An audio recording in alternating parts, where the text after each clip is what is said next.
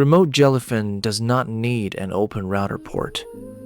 Use one private Tailscale path instead.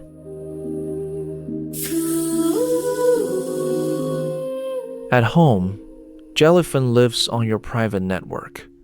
Outside, your phone cannot see that local address.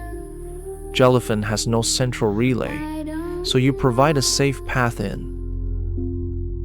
Install Tailscale on the Jellyfin server and the device you will watch on. Sign into the same Tailnet, then open the server's Tailscale IP on port 8096. No public IP or router change is required. Jellyfin warns that opening a port directly to the internet is insecure and not recommended.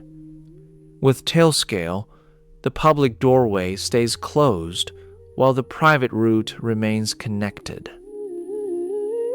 If a guest or TV cannot join your telnet, use a reverse proxy instead.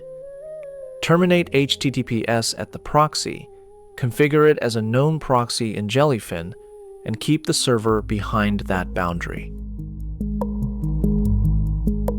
Use Tailscale for your own devices. Use a secured HTTPS proxy for broader access. Skip raw port forwarding. Scan for the complete setup and security checklist.